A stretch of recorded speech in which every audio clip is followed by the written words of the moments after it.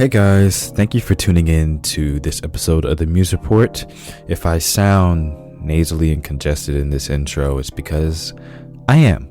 I don't know what's going on with my allergies or really what's happening, but I am in a sinus predicament right now that I need to work out. But for this episode, I am reposting. I'm reposting episode 25 with Gabe Kunda. This is actually the most popular episode of the Muse Report podcast. Gabe is a voice actor, and he has voiced several huge things. I mean, he's been on Spike TV, TNT, MLB Network, NBA TV, Fox, NBC, Disney, State Farm, Funimation TV, Wayfair.com, The Jimmy Kimmel Show, Call of Duty video game, Gold's Gym, Microsoft. The list could go on and on. If you ever watch television or have ever been to a movie theater recently, you probably heard Gabe's voice and didn't even know it. But his story from going from being a kid in grade school who discovered that he had this thing that he loved to do to actually turning it into something real and tangible at he's 25 now, is just absolutely crazy. And once again, I am at the point of transition in this podcast, which is a good thing, because it reminds me that I'm growing, and just some things are happening right now. So I don't have a new interview for you guys this week, but things will be right back on track next week.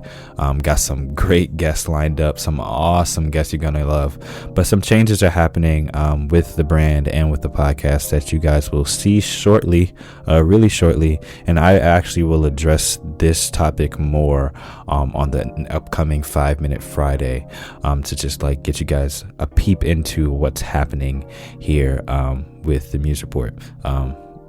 Yeah, I'm just going to leave that there. Okay, listening to this episode actually just, kind of just let me go back, and because sometimes I listen to old episodes, but sometimes I just don't have time and I'm consuming so much other content. But listening to this episode just reminded me that on the journey, not to get tired, to keep working, and to be strategic rather in my process of trying to turn my dream into reality, which Gabe just breaks down absolutely wonderfully. He's a great storyteller. His voice is amazing. And you're going to notice that I sound a little different in this episode because something happened when we recorded this, where my voice sounds just higher than normal. So once you get past that, it'll be fine. It's a great interview. You definitely want to hear this if you haven't heard it before. If you're new to the show and haven't binged the past 20 plus podcasts, you probably haven't heard this one. So stay tuned. We're going to get into this episode with Gabe Kunda. Here we go. Loading. Extra, read all about it. It's a case study for success. Be teachable. What better way to learn than to just ask? The learning process becomes a journey. Turning dreams into realities.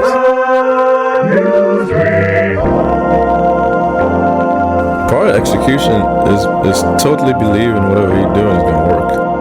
What are your passions and what are your gifts? And that's where it really starts. Chances are for taking. Take a chance on yourself.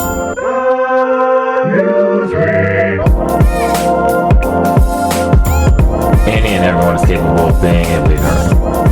You're not going to have all the answers immediately. Wow. Mentors to expose you to things that you otherwise wouldn't know. It was all I thought about and dreamed. Like I would literally get up in the morning, practice, because I knew the time would come. Just do it.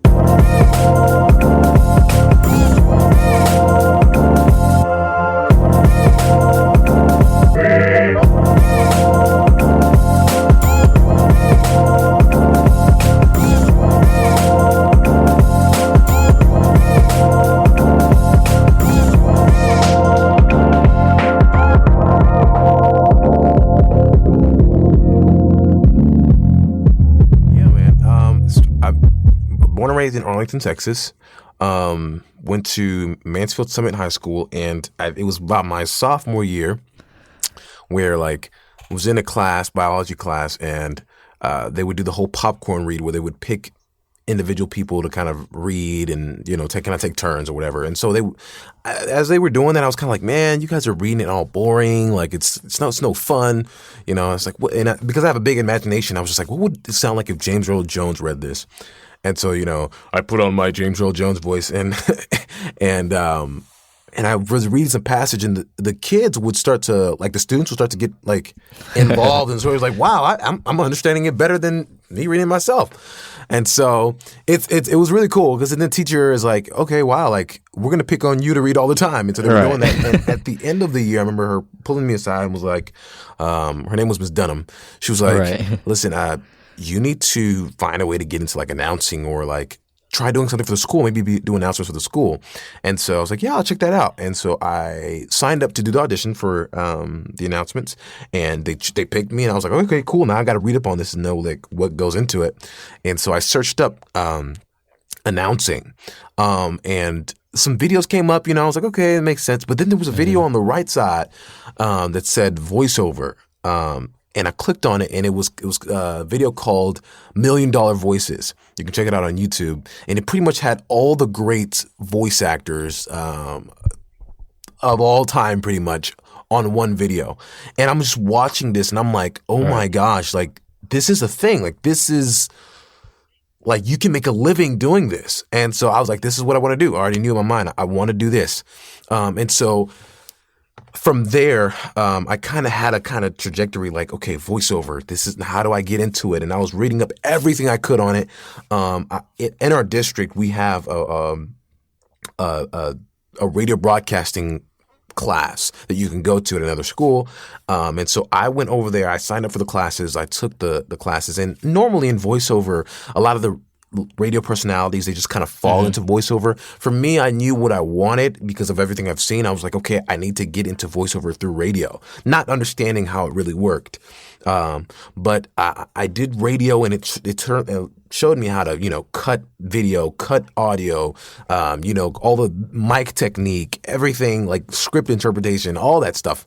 It taught me a lot. And so I got into a competition for Skills USA. And it was for audio radio production, and I was the first African American in my district to win the national level, and so in Kansas, and so that was huge for me. At that point, I was just like, okay, this is what I want to do for a living. They wanted to pay for my schooling for radio, and it was pretty big. But the problem was, I also had, like, my first love was music, and I was like, man, what do I want to teach music. I want to stay in that choir because I'm a big choir nerd. I'm a big choral nerd.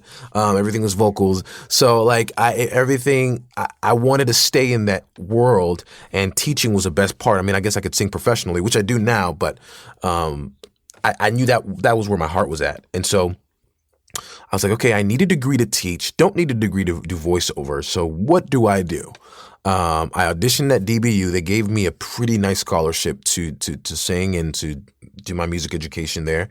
And I just did that. But while I was doing that, I was doing little small stuff around the area. I was doing stuff for churches, a church in Atlanta, and I was actually the voice of my school district when I graduated, which was really cool because I felt like I was giving back. But they, like, if you call their school district, you'll hear my voice. That's something I did, like, back into, like, 2014, 2013. So I was kind of my stomping grounds was in local, I didn't reach out to any national stuff yet because I just didn't feel like I was ready. But I was working on my craft. Like, I would listen and just study these guys, the guys who before me, and just try to copy everything they did, and just to get myself better. Then I said, okay, well, now, like, I need to kind of get myself out there on social media and like use the platform for what I'm trying to do. And I used Vine, and I used Facebook, Instagram, everything I get my hand on, just to kind of show my creative side with VO. And so that's when you see the videos of the impressions and stuff like that, and the music combined with it. How exactly did you use Vine? Because I remember I discovered you on I probably saw you on Facebook first, and then I saw you on Instagram. But Vine is like 6-7 seconds, right? Yeah. So, I would do stuff like I'd get on, and it's like introducing Mickey Mouse. Oh boy! I just get on and do something like that for 7 seconds. And I mean, I would just pick any character and just devote those 7 seconds to Right. that character. And then, I would also do, like, at the time, Vine, it's crazy, like, as far as the music realm too, was pretty big on Vine, like Right. harmonizing to each other and all that stuff. That was huge on Vine, and collaborating with other people. And those people would share your stuff, and other people would look at your page and like, oh my God, he's a voice actor too. And that's kind of how that rolled down. I mean, there was you really have to be creative with 7 seconds, but I found a way, and it was pretty awesome. That gave me a lot of, Wow. I think I had like 30,000 on there, followers on there, and it just kind of translated over to Instagram, and then from Instagram I was building some stuff up and went to Facebook, and kind of that's how the cookie crumbled there. But then in the meanwhile, I did a voiceover demo, just kind of showing my range. And showing what I can do, and I sent it to some agencies, an agency that I've been looking at since I was a sophomore in high school, and I was like, "This is the agency I want to be with. This is my people. I want to be with Wow. them." And You really knew where you wanted to go. Like, yes, absolutely. Like I knew it because I knew the players, and I knew that they were on that roster, and so I was like, one day I'm going to be on that roster. I don't know how I'm going to do it. I know there's not a lot of brothers, African American brothers on that roster, but I said one day I'm going to be able to break it. And so I worked. I really did put the time in to learn the craft, and I sent my demo over to the agents, and I was like, palm sweating. I'm about to go on a choir trip. Collegiate choir trip to Italy, and so I'm just like, oh my God, I haven't heard anything yet. What's going on? And then like literally the day I was supposed to leave, me and my girlfriend are sitting in IHOP, and I get a call, and the head of the agency calls me they run 2 offices in New York and LA. She called me from New York, and she said, listen, you sound incredible. We want to bring you on. And so I was like, okay, wow, like this is tears flowing and everything. And I couldn't believe it. But I knew that's when the work would have to. Now it's time to prove myself. That I wasn't kidding around, and that's kind of how my career really took off at that point, which was a year ago, almost a year ago, Right. a little bit over, but yeah. Man, that honestly might be the top best feelings like ever in the world. Like you work so hard for something, and then like it all just comes to fruition. Like finally, It's I can't describe it. I really can't. And it's almost like it was all I thought about and dreamed. Like I would literally get up in the morning, practice, because I knew the time would come, right, where I would have to, kind of stand up to these guys and show what I could do. And so that's all I would dream about, all I would think about, breathe, eat, sleep, voiceover. And it came to fruition, and it's still coming to fruition. Like a lot of things are still manifesting themselves, like now, and things I was talking about back then. So it's you mentioned your use of social media, and it's becoming such a big platform for exposing talent, and lots of people. It's really almost becoming a crowded. It already is a crowded space, and this is kind of a twofold question. But what is your opinion about how to use social media to show the world what you can do, and also what was it that you made sure that you did to set yourself apart from the rest of the people? I mean, I don't really know how crowded the space was for VO, but I know definitely as far as music goes, and let's say comedy or things like that, like the space is really crowded, and if you're not exceptional or do something different, it's really hard to stand out from the crowd. So what do you think about social media, and how did you stand out? Right. Well, on the side of music things, I was one of the few people that started the whole like harmonizing to myself and like doing the boxes and stuff like that, and singing and uploading it to Instagram. I was one of the first people to start doing that. And so this was about maybe like 2014, I'd say 2013, and kind of going up that way. And so at the time, it wasn't a thing, a big problem. Obviously, there were people showing their musicianship and stuff like that on keyboard and stuff. But as far as the a cappella realm and singing and vocals, it wasn't as prevalent. And so as the year, I kind of used that to my advantage. I was just kind of rolling with it. As far as voiceover is concerned, nobody was doing that. You know, there were people who were on YouTube doing like impression videos, like 100 characters within 5 minutes or stuff. Yeah, that was definitely there. But as far as using Instagram, Facebook, and Vine and stuff, nobody was really doing that. Especially in the whole like where I would have the different boxes with the characters. Nobody was doing that, and I wanted to, and that was my thing. How I wanted to set myself apart. I was like, I wanted to. I wanted people to see the characters, and I wanted people to see me, and so that, you know, it's not like me just saying on the caption, "Hey, I'm doing Homer Simpson," because at that point you may not really connect it. But if you see Homer Simpson's face and you see me doing it, you're just like, "Oh my gosh," you know, I can, you know, it makes sense. And so that's what I wanted to bring to it. And I remember something that really took off was, and I didn't know that there was a world for it, but like the Batman series that I would do. I remember those. I did a couple of those series, and those things went like viral. Like I can't even explain. It was very overwhelming because I was like, I didn't even know it was a world. So now I think I'm like at 12 episodes now where I've done just all the voices on my own, and with the exception of few others where I had my friends help me out on. But that was really what put me on the map as far as voiceover is concerned. And I realized then I was like, okay, this is the way that can get me in as far as like getting me noticed by people who can make decisions. Like I was like, my video got reposted by Tyrese Gibson. I did a video for him. Like he had an album that came out, and I thought to myself, I said, you know what? I could like do a voiceover on top of that. And it's a good promotion way, you know, for him and for me, and let's see what happens. And I did it, posted it on my Instagram. He saw it and reposted it. Then bam, like people are now messaging me, like Universal messaged me, and people, you know, like some big people were like, yo, like, could you do this for us? Could you yada yada yada? And I was just doing that. I was doing that with different people, and I was targeting. You know, I was trying to be strategic about it. I was like, these people, they need promotion, and they're going to use a voiceover anyway. How about you just use me? You know? So I would just take liberty and do it that way. And I would use my editing skills and take the video that they would put it in my DAW, record on top of it, things, you know, and then put it back up with my face on it so that when it got reposted, I put my watermark there, bam, you know, followers would come my way. And so anyway, that's kind of how I built that. And I think social media it's a powerful tool. The thing about it is you just don't know what would be the thing that puts you, that would separate you. You know, what would be the thing that blasts you?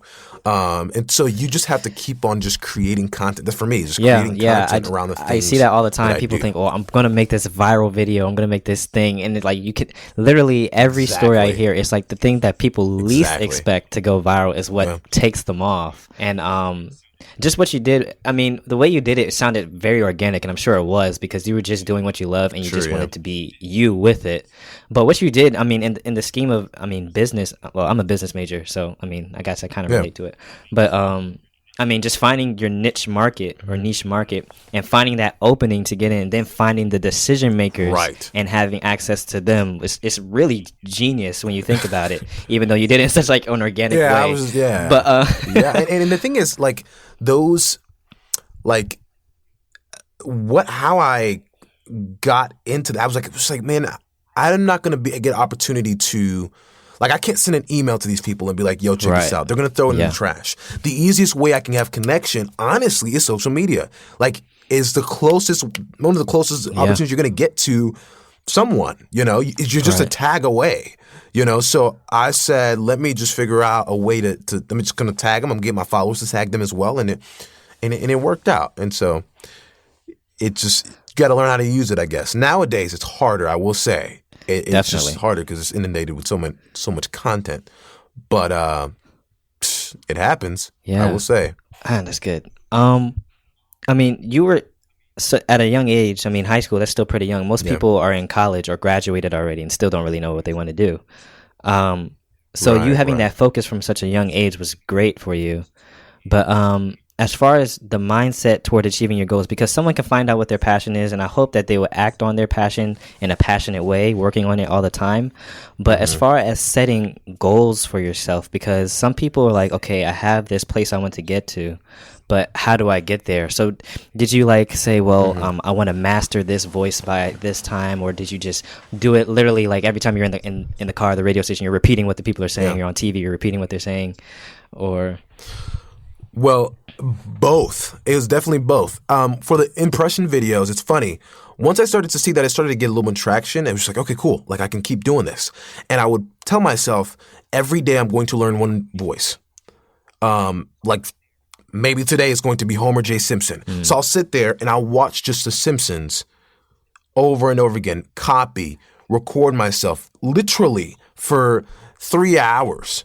And just keep doing it over and over again. Homer J. Simpson, oh much. Just over and over and over and over again. And until I felt like it was in a good place for me to start actually recording it and put it out. So I would record I would practice the voice in the morning, record the voice at night, then post it every day. And that was it. There was kind of a discipline for me to learn these voices, and not only just character voices, also just like commercial reads, promo reads, trailer reads. I would do that every day to get better, because I did have a goal in mind. It was like, I know where I want to be in a few years, not knowing that it would be literally the next year, or I just knew that was my mindset, and so that's what I was chasing after. And every day, I pretty much had a plan. As far as maybe in the car, like I'd get in the car and driving and whatever, and I'll just feel like, oh, today maybe I want to learn Optimus Prime, or maybe I want to learn Courage the Cowardly Dog, or maybe I just or Mushu from Mulan, just stuff like that. And I'm just do it in the car, practice on my own in the car. I look crazy, but it's something I wanted, and those are my goals. Like every day, learn a new voice. And record it and put it out there. So you recorded new content every day? Every day. In 2015, that's all I did. 2015 and 2016, I did that. The summer of 2015 specifically. Like, I was recording a voice every day, and I was putting it up. That's wow. Okay. For anybody that's listening to this, if you are doing something and you say you don't have time, you do, because listen, like that. Yeah, that takes a while. And you were in college, right? I was in college. I was in and I was doing summer classes too. So, mind you, 18 hours in summer classes. They forgot to mention that. I'm taking summer classes now. I need to do an assignment after this, actually. But but it was like I knew that's what when you really want something, you will do whatever it takes. To make those dreams come into fruition. It's not going to happen you just sitting there. And the thing also was, like, I was broke. I didn't have any money. I didn't have money to go and take any like acting classes or any voiceover classes or anything like that. I also didn't have any much friends in the industry for them to help me out and say, hey, this is what you need to do, yada, yada, yada. So I was going by straight just ignorance and just going like, this is what I need to do for myself and this is how I'm going to learn. And I thank God for the internet because if it wasn't for it, like I wouldn't get the information that I did or I was getting. And it saved me a bunch of money. People ask me, do you take any voiceover coaching right now? In my entire career, with the body of work that I've done as of late, I've only taken 2 sessions of voiceover class. The majority of what I have, and that's not saying, you shouldn't take any classes, but the majority of my learning experience has been online and experiencing and doing and watching TV and copying it and doing it. So, don't let money be an excuse. Right. Do you think what is your thoughts on college? I mean, clearly you went to college, you have a degree in music education. And well, I mean, I'll get to that a little later. But I mean, your career is voice acting, so that's not a direct line from what you say in college. And the popular thing, I mean, amongst this millennial generation, which is kind of teaching the generation that's coming up next, is basically college is from my parents' generation to us, college was like, you need to go to college if you want to get a job, you want to have a good life, blah blah. College is a necessity. Now things are kind of changing, saying, well, because of the internet, man, it's so powerful. I mean, you can learn what you need to learn without college. It's a choice. You can make it because there's so many examples, and we get to see so many examples every day of people who are making it without a college education. Yeah. So what do you think about that? I think when I look back on it, it's like, man, I probably could have still done what I'm doing if I went to a trade school, a 2-year situation. And it's nowadays it's not as necessary, I feel like. But a lot of what I experienced in college, believe it or not, contributed to where I am now. So it was all that, like the connections that I was making with people, the opportunities, like the opportunities that I was getting from just being in school, and like I didn't have any bills to pay because for the most part, like my bills were taken care of by the scholarships and stuff like that. So I was able to focus on VO and work that.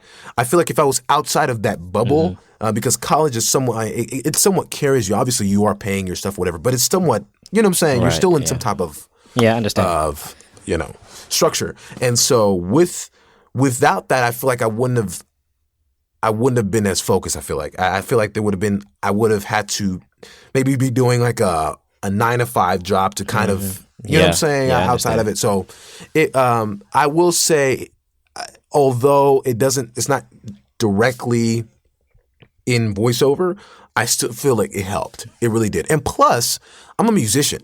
So I think it was important for me to know, like right now I teach voice also. I teach voice lessons with different students.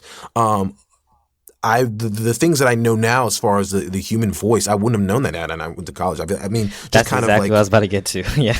You know, like the whole literature that I would sing in choir. Right. Like the traveling that I went to Italy, England, I wouldn't have gotten able to do those opportunities had it not been for school. Yeah.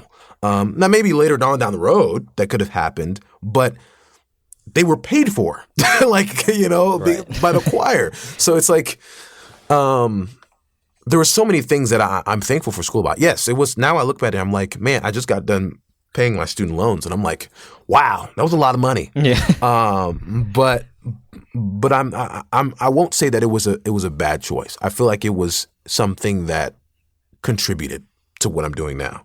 Yeah. And a lot of times these days, it's like, being your own boss is a thing. Like a lot of that's what the millennial stage, I feel, is about, owning your own thing and working on that. And so I think that's awesome.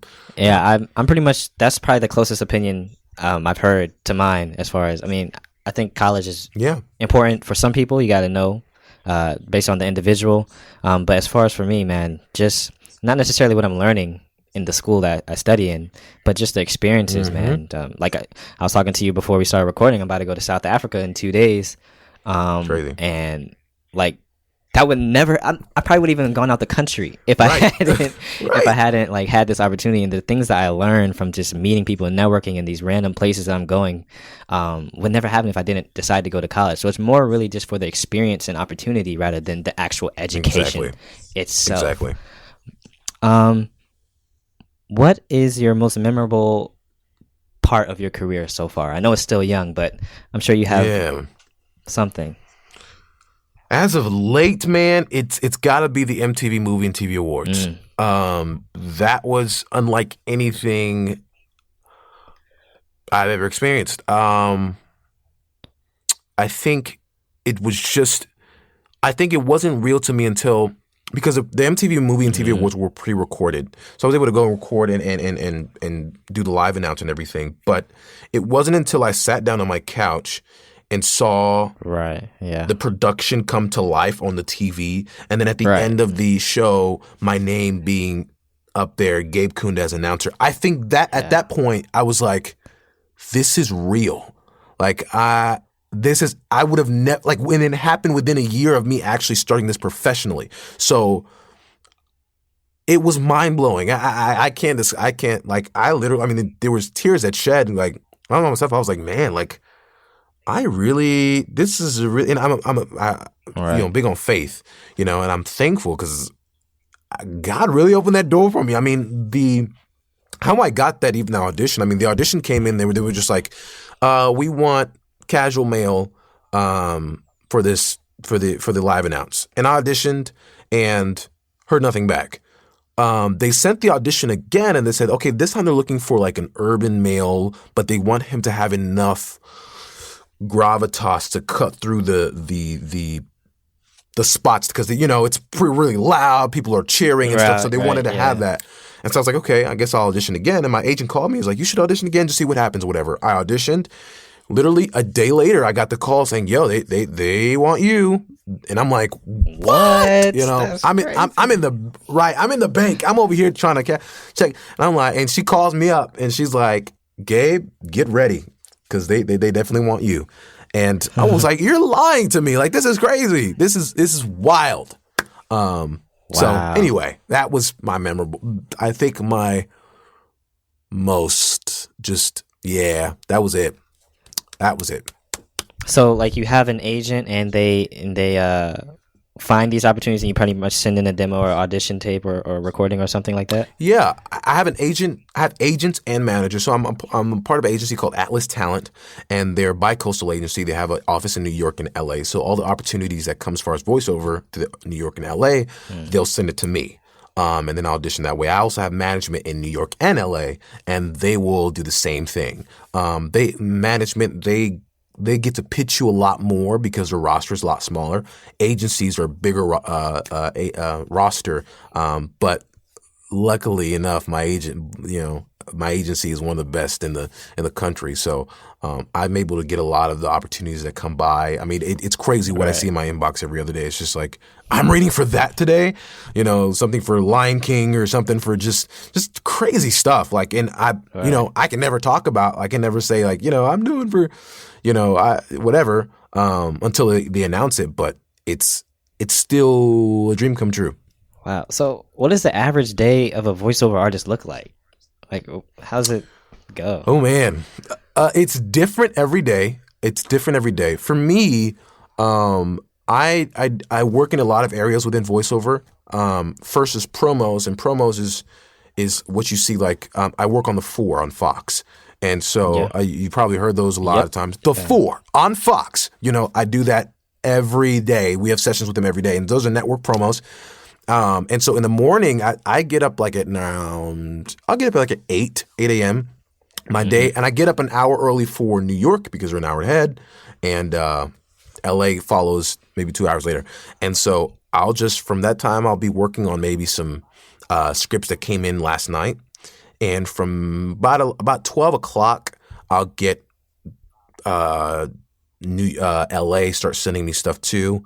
And then about 2 o'clock, I'm like in sessions. Like I'm with the producers on the phone. We're either working on trailers, I'm working at promos or commercials. From 2 to about 5, I'm working. Today's a relatively light day, but that's pretty much how it is. And then for movie trailers, you just don't know. Like movie trailers and promos, those are like on the clock. So you have to be like, I have to be from like 10 minutes away from my house just because I may get a call just like that drop of a hat and I have to be here.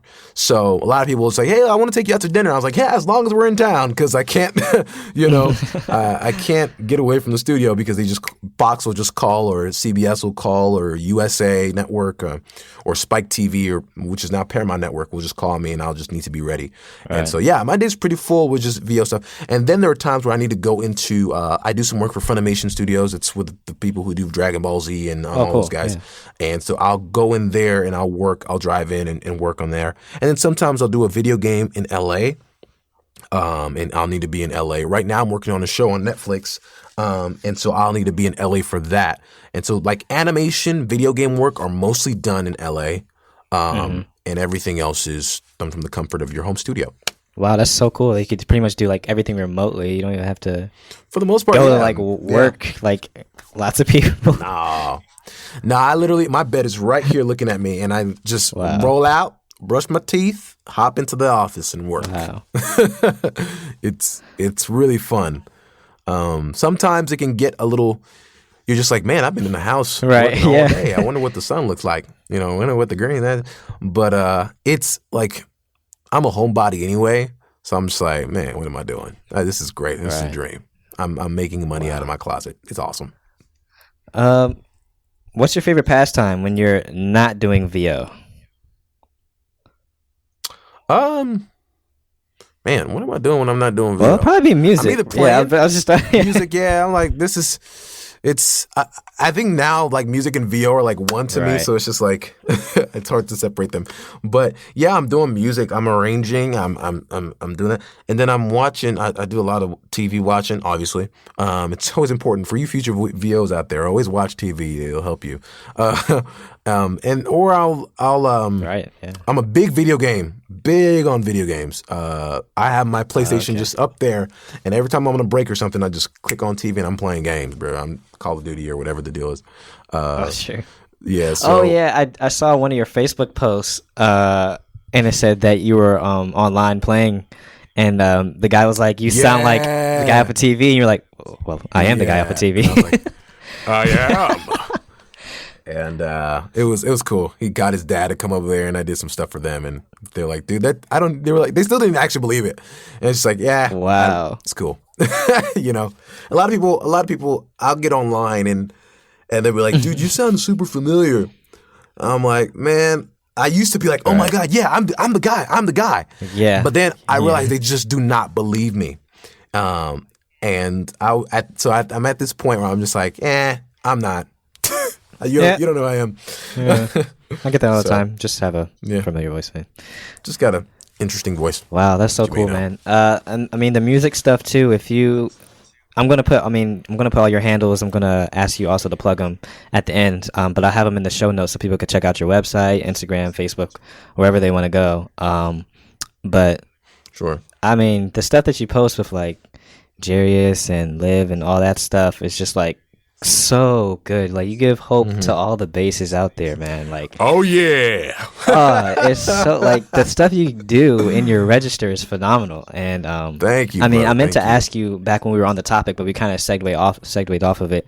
But the things, I mean, I'm sure you've taken some vocal or pedagogy classes, being a music major. Sure. Did that help with the VO, like how to control your voice, your diaphragm, and how to manipulate the human voice? Yeah, naturally. I mean, I'm a bass baritone, so naturally I don't have a cutting big voice, and so what I've learned in music, we can manipulate things to make it sound as if. You know, and so a lot of when I'm getting up to the mic and I have to do something for like a trailer or something like that, rated PG-13, now playing, and I have to do something like that, I'll just open the chamber, you know, and just kind of make it a more rounder sound, and so everything sounds a lot more epic, you know, and that's the stuff I just learned in music, you know, and just and pedagogy and stuff, or if I need to make the sound a little bit more thin, just everything is up here, you know, and kind of lighter and. Yeah, I hear that in your things too. I'm like, man, his voice is so versatile. Like sometimes he sounds like a different person. Well, I mean that's what you're supposed to do, but yeah, right, acting, right, but definitely got that from. Or if I got to be a big guy, just big and tall and kind of with a gruff voice, or sometimes I got to be a bit higher, and just manipulating that. And when I knew kind of the mechanics of my voice, I'm like, and again, taking vocal pedagogy kind of helped you understand, this is what's going on when I'm doing this and that and that. That helped. And so, I definitely, I picked up some stuff from the tricks of the trade through pedagogy and voice training. I'm gonna have to. I mean, I never took voice lessons. I was a music minor for a couple semesters, but I mean, I'm trying to graduate this year, so I kind of had to drop some things off. No, brother, go ahead and graduate that. Get that degree, man. So, but I mean, I sing in the Aeolians and stuff. So I'm literally around music every day, and lots of my friends are music majors and stuff. But I just learning. I'm a natural bass baritone too, so. I had to hit some pretty low notes for this competition that we're about to be in. I'm going to need some help. I might need some help on how to hit those. As long as it's in the morning, you fine. Oh yeah, in the morning. I'm James Earl Jones in the morning. Oh man. But we're running low on time, so I mean, going to start closing it out, just want to also ask, where do you see yourself in the future? I mean, you've gotten so far in really such a short amount of time. I mean, clearly you're just so talented. Things are just happening like that. But I mean, lots of things that you said happened like within the past year. Where do you see yourself in the next year from now, or 5 years, or whatever it is? It's really, because it's so funny to me, and I try to make this the humblest way possible. Like, a lot of the things that I'm doing now are what I was seeing myself doing like 5 years from now. So it's very interesting. Like, I see myself doing a lot of more animation work. I'd love to be the voice of a certain character and kind of go on some Comic-Con stuff and just kind of meet, I would love to be a part of that situation. I mean, it's animation is a beast in its own, like, to try to get into. But if you got the right representation, you'll be fine. And also, if you're a good actor, you'll do fine too. But it's nowadays, I've always wanted to be in a feature film, be like an additional voice. Right. Nowadays, they don't really hire voice actors to do feature films. They'll hire like celebrities. So like all your movies that you love, the Coco and Zootopia, all those guys are voiced by celebrities. And so a lot of the other little small parts are voiced by guys like us, like the voice actors who are not really known. So I would love to be a part of that, a cast like that. And I see myself being more in the I'm just now getting my grip into the trailer world. Trailers has been a dream of mine to get into, and as of right now, I have 2 campaigns under my belt. I'm working on another one, working on Black Klansman right now, hoping to get on that. But yeah, that's been great, and I want to keep on doing those because those are kind of the big paying jobs. But yeah, that and getting out more commercials. Honestly, yeah, just kind of pushing my career. Like I want to be one of the go-to guys. That they're just like, that was the guy, and trying to break that box, because I think there's like a box that we get put in as brothers. we get put into this. Oh, we can only do like urban, or we can only do like, yo, the ghetto. Yo, what's going on, man? Well, only at McDonald's. I don't have to be that guy. I can be this guy. Different shades, and show that range. So like, I want to be able to break the mold from that, and I want to. A lot of the people were telling me, like, when I wanted to do trailers, people were saying, they don't do trailers anymore. You do try something else, or like, you're too young and this and that and the third. And it's true. Like, when you go to the movie theaters and you sit down and you watch these trailers, they don't have voices on them anymore, unfortunately. Yeah, like if you go and watch, you just don't hear them anymore as you used to, like, in a world. You just don't hear that anymore. Now, on TV spots, the stuff that you see on TV, they do have the rated PG-13. They'll have that. But so a lot of the older guys are like, there's not. You should probably think about doing something else. And I'm like, no, I really want to get into this. Like, I can do this. And it wasn't up until the beginning of the year when I booked the movie Proud Mary, the campaign for that. That was my first trailer, and I was like, bam! How about that? I was like, I can do it, and I'm black and great. And so represent. I felt so proud because I was like, okay, we can do this. Like, it's not, it's definitely possible. But anyway, I see myself doing more of that, honestly, and just kind of, I want to see where it goes. I want to see where the career. I'm 24 now. I'm interested to see where I'm going to be when I'm 30. Just kind of, see what the Lord has laid out for me. Yeah, man. All right, guys, I hope you enjoyed that episode with Gabe Kunda. Even though it was a repost, I really just think the information in it was very, very important to those who are trying to turn their dream into reality. You have to be relentless. You have to be strategic. You have to know what you want and just go for it, just like Gabe did. I will talk to you guys on Friday, and I'll be explaining the transition that I'm making in a little bit more detail. And also, if you haven't subscribed already, if this is your first time listening, or if you've been listening for a past couple of times and you haven't subscribed yet, just press that subscribe button on Apple Podcasts, and you will get notified every time I release a new episode, so you don't miss any of the great content that's coming up. I'm telling you guys, the guests I have coming up are just gonna blow your mind. I'm so excited for it. I'm so excited for where this is going. Until then, keep building your vision every single day and keep turning your dreams into a reality. Peace. But that's the end of our MRP episode. So, thank you for listening, everything but it's time to go. We'll have a new one for you next week on the flip side. But until then, don't kill the vibe, subscribe. Don't kill the vibe, make sure you go ahead and subscribe. Don't kill the vibe, make sure you go ahead and subscribe. Don't kill the vibe, make sure you go ahead and subscribe. Don't kill the vibe, make sure you go ahead and subscribe.